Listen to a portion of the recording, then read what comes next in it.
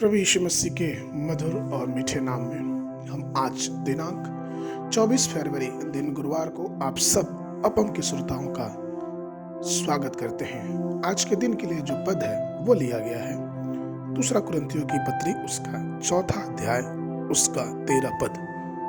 वचन इस प्रकार से कहता है, और इसलिए कि हम में वही विश्वास की आत्मा है जिसके विषय में लिखा है कि मैंने विश्वास किया इसलिए मैं बोला, सो हम भी विश्वास करते हैं और इसीलिए बोलते हैं। प्रभु में मेरे प्रिय लोगों, वचन हमें यहाँ पे 4 प्रकार के विश्वास के बारे में बताता है।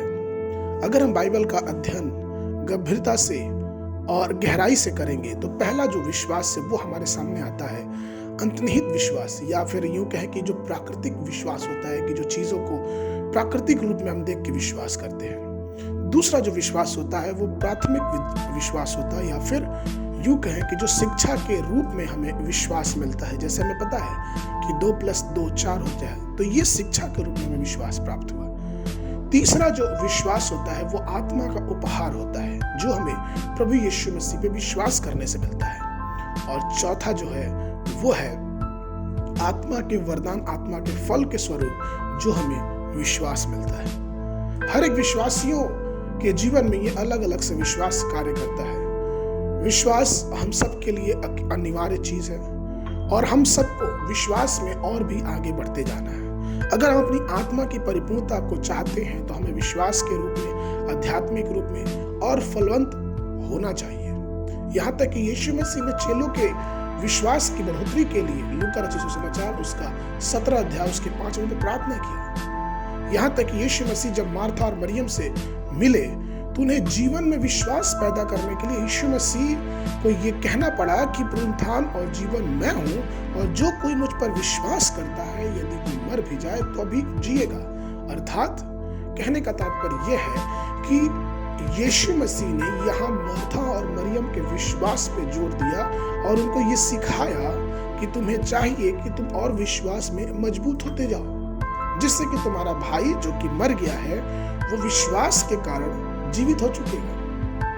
प्रभु मेरे प्रिय लोगों, हम विश्वास के विषय में बाइबल में पढ़ते हैं और अध्ययन करते हैं और हम ये भी देखते हैं कि विश्वास के माध्यम से परमेश्वर ने कितने बड़े बड़े और पराक्रमी और आश्चर्यचकित करने वाले कार्य किए हैं। हम ये भी देखते हैं कि विश्वास के द्वारा ही जो मसीह में पहला बलिदान हुआ स्तिफनुस, वो अपने विश्वास के द्वारा ही परमेश्वर को स्वर्ग खुला हुआ और यीशु मसीह का दर्शन करने पाया।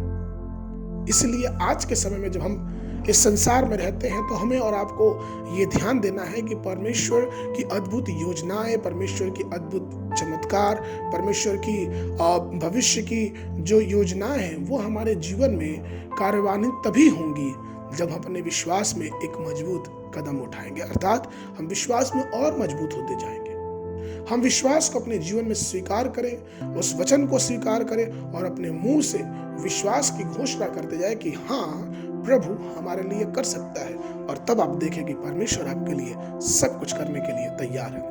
परमेश्वर के प्रिय लोगों, आइए हम विश्वास में दृढ़ होते जाएं जो परमेश्वर के वचन पर आधारित है और हमेशा हमारा ध्यान, हमारा विश्वास मसीह पे टिका रहे।